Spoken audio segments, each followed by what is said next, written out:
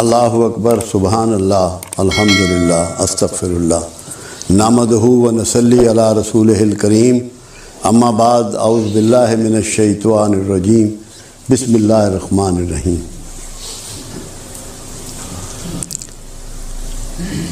زکریا علیہ السلام کو کہا گیا کہ عمران کی بیٹی حضرت مریم کا خیال رکھا کرو، اس کی دیکھ بھال کیا کرو۔ تو آپ حضرت مریم کے حجرے میں تشریف لے جاتے اور وہاں انواع و اقسام کے بے موسمی کھانے اور پھل اور دیگر چیزیں پاتے۔ تو مریم علیہ السلام سے زکریا علیہ السلام سوال فرماتے کہ مریم، یہ سب کچھ کیسے ہوتا ہے، یہ کہاں سے آتا ہے؟ تو مریم فرماتی، جو اللہ چاہتا ہے وہ کرتا ہے، جو چاہتا ہے وہ دیتا ہے، جس کو چاہتا ہے اس کو دیتا ہے۔ تو یہ رحمت کا نزول جب وہاں ہو رہا تھا تو زکریا علیہ السلام نے بیٹے کی پیدائش کی دعا اسی مقام پہ کھڑے ہو کے کی جہاں یہ رحمت اللہ کی برس رہی تھی۔ اور یحییٰ علیہ السلام جو پیدا ہوئے، پھر پروردگار عالم نے قرآن میں انہوں نے کہا کہ 3 دن تو بات نہ کر سکے گا، یہ علامت ہوگی اس بات کی کہ تیری دعا قبول ہو گئی۔ جب آپ کو کسی جگہ کی بھی یہ کنفرمیشن مل جائے کہ یہاں رحمت کا نزول ہوتا ہے، یہاں رحمت برستی ہے، آپ کا دل اس کی گواہی دے دے، وہی مقام دعا ہوتا ہے۔ اگر آپ یہاں آتے ہیں اور اس وہمے کے ساتھ آتے ہیں کہ یہاں رحمت اور برکت کا نزول نہیں ہے تو کوئی دعا نہ کرے۔ اور اگر آپ کا یہ یقین ہے کہ یہاں کچھ نہ کچھ غیر معمولی ہے، کچھ نہ کچھ اس کی رحمت برستی ہے، تو دعا ضرور کیجئے گا، انشاءاللہ آپ کی دعائیں اللہ قبول فرمائے گا۔ ایک تو یہ میں نے بات کرنی۔ دوسری بات یہ ہے کہ قرآن ہمیں یہ سکھاتا ہے کہ کیا ہو گیا ان لوگوں کو کہ جو اپنی جانوں پر ظلم کر بیٹھے ہیں، کیوں نہیں میرے رسول کے پاس جاتے اور درخواست گزار ہوتے کہ ہمیں اللہ سے بخشش لے دو، اور رسول تمہارے لیے بخشش مانگے اور میں بخش دیتا۔ کیا یہ اسی زمانے کے لیے بات تھی؟ محدود بات تھی؟ یہ قیامت تک کے لیے ہے، کیونکہ جب قرآن میں مینشن ہو گئی، قرآن کی بات، قرآن کا رول بعد از قیامت بھی ہے، یہ ہمیشہ کے لیے معاملہ طے ہو گیا ہے۔ جب آپ درود شریف پڑھتے ہیں، جب سرکار پہ سلام بھیجتے ہیں تو آپ کی بات پوری پہنچتی ہے، مگر ہمیں کرنا کیا ہے؟ پہلے ہمیں اس بھید کو سمجھنا ہے۔ جو رسول اللہ پسند کرتے ہیں ہمیں اسے پسند کرنا ہے، جو رسول اللہ ناپسند کرتے ہیں ہمیں اسے ناپسند کرنا ہے۔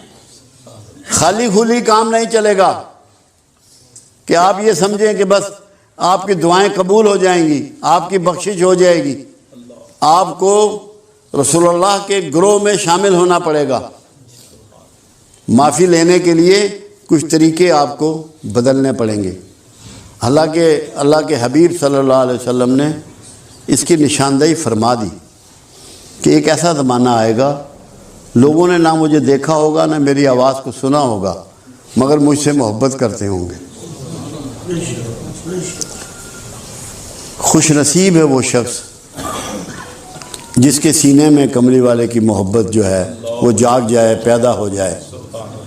یہ اللہ کی مہر کے بغیر نہیں ہو سکتی، یہ ممکن نہیں ہے۔ تو جب اللہ یہ مہر کر دے اور یہ پیدا ہو جائے تو اس کا مطلب یہ ہے کہ بات جو ہے وہ بن جانی ہے۔ اب دیکھنا یہ ہے کہ ہم زیادہ وہ کام کرتے ہیں جو رسول اللہ کو پسند نہیں ہے۔ غصہ ہے، نفرت ہے، حسد ہے، ضد ہے، دشمنی ہے، عصبیت ہے، منافقت ہے، جھوٹ ہے۔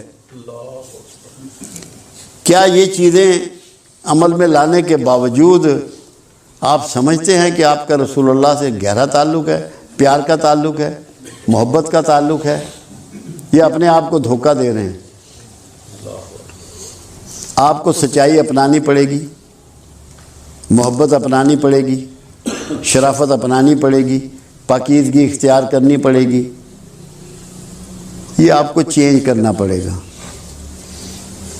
اب آپ دیکھیے کہ کچھ لوگ آپ کے پاس آئے اور انہوں نے کہا کہ رسول اللہ صلی اللہ علیہ وسلم، ہم جب آپ کے پاس آتے ہیں تو جو اصحاب صفا آپ کے پاس بیٹھے ہوتے ہیں ان کی جوئیں ہمیں چڑھ جاتی ہیں، ان کی جوئیں ہمیں چڑھ جاتی ہیں، ہمارے لیے ملاقات کا ٹائم کچھ الگ کر دیجئے۔ میرے آقا کو تکلیف بہت پہنچی، انتہائی ذوق پہنچا۔ آپ نے ان کے لیے نہ کوئی ٹائم مقرر کیا، نہ اس بات کا جواب دیا، خاموش ہو گئے۔ مگر اس دن آپ نے ایک دعا فرمائی، اے اللہ، یہ میرے آقا کی دعا ہے، مجھے مسکینوں میں رکھ، انہی میں مارنا اور انہی میں اٹھانا۔ اب یہ آپ لوگوں کے لیے ہے آج۔ اگر آپ کو مسکین برا لگتا ہے، آپ کا کملی والے سے تعلق نہیں ہے۔ مسکینوں کو اپنا لو، دھتکارو مت، گندے کپڑے والے کو اپنے سے دور مت کرو، کمزور حیثیت کے آدمی سے نفرت مت کرو۔ اگر چاہتے ہو کہ تمہیں کملی والے سے فیض ملے، تمہیں اس کی شفاعت نصیب ہو، تو سوچ کو بدلو، یہ ارادہ کر لو کہ مسکینوں میں رہنا چاہتے ہیں میرے آقا، مسکینوں میں مرنا چاہتے ہیں، مسکینوں میں اٹھنا چاہتے ہیں۔ ہم کہاں کھڑے ہیں؟ ہم کہاں کھڑے ہیں؟ ہم کیا کر رہے ہیں؟ کیونکہ بہت زیادہ دعویٰ پورے معاشرے میں بکھرا ہوا ہے۔ ہر کوئی یہ سمجھتا ہے کہ میں رسول اللہ سے محبت کرتا ہوں، میں رسول اللہ سے عشق کرتا ہوں، مگر کیا اس کے رویے سے یہ باتیں چھلکتی ہیں؟ یہ احساس ہوتا ہے کہ میں کیا کر رہا ہوں، مجھے کیا کرنا چاہیے؟ اپنے سوچ کو بدلنا ہے۔ یہاں آنے کا آپ کا مقصد ہی یہ ہے۔ یہاں بنیادی طور پہ ہمارا سکول آف تھاٹ جو ہے وہ تصوف ہے، جو تمام اولیاء اعظام کا سلسلہ چلا آ رہا ہے، نسل در نسل چلا آ رہا ہے۔ وہ صفائی قلب کو بلیو کرتا ہے، اپنے اندر کی صفائی اس کا منشور ہے، اس کا ماٹو ہے۔ غصہ موجود ہے، نفرت موجود ہے، شدت موجود ہے، اور پھر بھی اندر محبت ہے تو کیسے ہوگی؟ محبت درد کے بغیر نہیں ہو سکتی۔ جب اللہ کے رسول صلی اللہ علیہ وسلم راتوں کے کھڑا ہو کے امت کی بخشش کی دعائیں کرتے ہیں، امت کی عافیت کی دعائیں کرتے ہیں، امت کی مغفرت کی دعائیں کرتے ہیں، کیا یہ بغیر درد کے ہے؟ کیا سینے میں سے دعا نکلتی ہے بغیر درد کے کسی کے لیے؟ کیا یہ ممکن ہے؟ کیا ڈرامہ کیا جا سکتا ہے؟ اس درد کو اپنانا ہے۔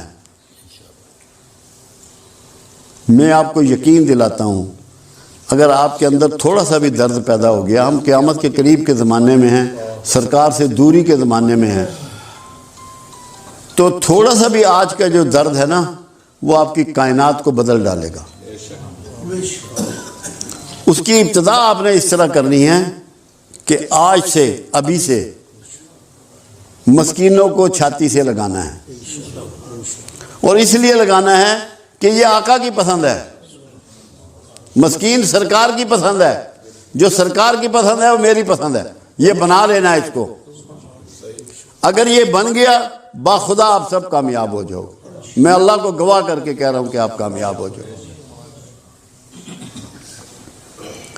میں یہی تڑپتا رہتا ہوں، یہی سوچتا رہتا ہوں، دن میں بھی یہی غور کرتا رہتا ہوں کہ کس طریقے سے، دیکھیں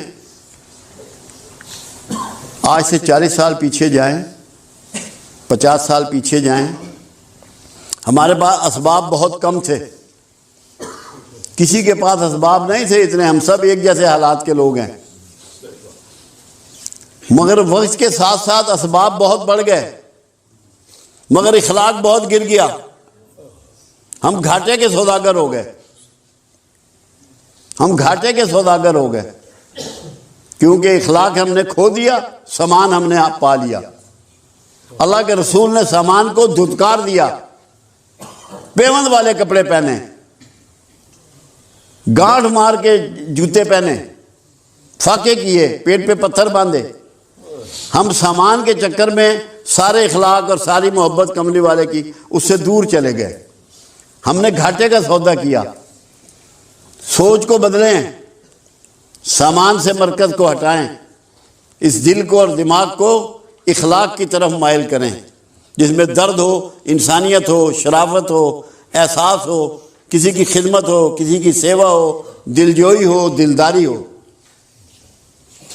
یہ جب تک نہیں کریں گے، یہاں آنے کا مقصد، محفلوں کا مقصد پورا نہیں ہوگا. میں تو یہ چاہتا ہوں کہ میرے جو دوست یہاں آتے ہیں، میرے ساتھی جو یہاں آتے ہیں، یہ کسی کو نہ بتائیں کہ ہم کہاں جاتے ہیں، کوئی تعارف نہ کرائیں. ان کے رویے سے پتہ لگے کہ ان کا استاد کون ہے، ان کے چلنے سے پتہ لگے، ان کی بات کرنے سے پتہ لگے، ان کے کاروبار کرنے سے پتہ لگے، ان کی نوکری کرنے سے پتہ لگے کہ کہاں بیٹھتے ہیں یہ، کس کے پاس جاتے ہیں، کس سے سیکھتے ہیں. اگر یہ نہیں ہے تو میں بھی غلطی پہ ہوں اور آپ بھی غلطی پہ ہیں. چسکا نہیں لینا، بابا جی نے بڑی گل کی تھی، اس کا کوئی فائدہ نہیں.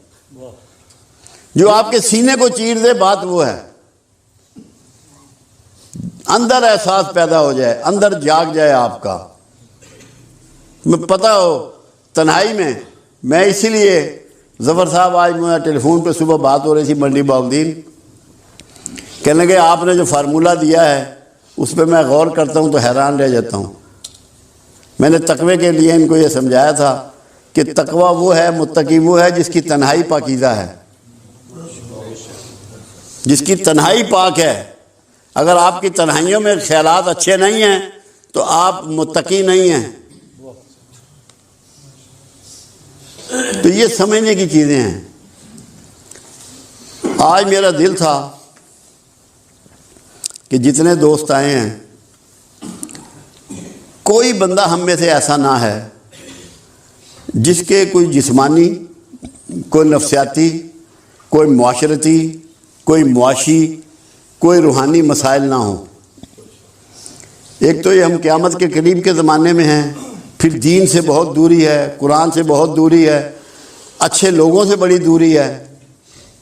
وہ میاں محمد بخش کا شعر ہے نا، جس کپڑے پھول بدے ہون خوشبو آئے رومالوں.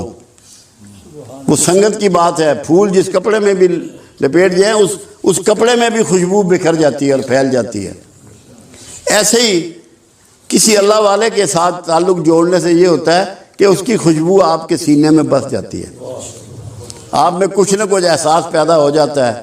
اللہ کا ڈر اور خوف اور کملی والے کی محبت اس میں بیٹھ جاتی ہے آپ کے سینے میں، آپ کے دل و دماغ میں. تو میں چاہ رہا تھا کہ میرے جتنے دوست آج آئے ہیں، کیونکہ ایک تو میرا یہ ایمان ہے اور میرا یہ یقین ہے کہ یہاں رحمت برستی ہے. کچھ مجھے ایسی احساس بھی تھا کہ جس نے جو دعا مانگنی ہے اپنی، جو اس کے دل میں ہے، جو اس کی آرزو ہے، اس کے معاملات ہیں، خرابی ہے، جو بھی ہے، اللہ کے لیے کوئی کام بڑا نہیں ہوتا. ہم یہ سمجھے نا کہ یہ کام اللہ نہیں کر سکتا. اللہ کے لیے تو ہر کام چھوٹا ہے، ہمارے لیے چھوٹا یا بڑا ہو سکتا ہے. اللہ کے لیے کسی کام کی کیا ویلیو، اس نے تو کن کہنا اور کام ہو جانا. اس کے لیے میرے ذہن میں آج یہ تھا کہ دعا کریں گے اکٹھے، اور جس جس کے دل میں جو جو آرزو ہے وہ اس کے لیے اپنی دعا مانگ لے گا. اس سے پہلے ایک بات بہت ضروری ہے. قرآن حکیم میں یہ بات سمجھائی گئی کہ مشرکین مکہ رسول اللہ صلی اللہ علیہ وسلم کو جب پکارتے تھے تو رانا کہتے تھے، رے عین نون الف، یعنی کہ چرواہا. اللہ کے حبیب نے قرآن میں یہ بتایا کہ میرے رسول کو آئندہ سے رانا نہ کہو، اس کو کہو انظرنا۔ لوگوں نے اس کے معنی اور مطلب کو نہیں سمجھا۔ انظرنا کا مطلب ہے کہ آقا نظر کرم ادھر پھیریے، نظر کرم ادھر پھیریے۔ تو آپ نے دعا سے پہلے سب نے انظرنا پڑھنا ہے کہ ہم نے پہلے آقا کو متوجہ کرنا ہے اور پھر اللہ سے مانگنا ہے۔ بات سمجھ میں آئی یا نہیں آئی؟ پہلے پڑھنا ہے انظرنا کہ آقا ادھر نظر کرم پھیر دیجئے، پھر اپنی اپنی دعا جس نے بھی کرنی ہے وہ کر لینی ہے۔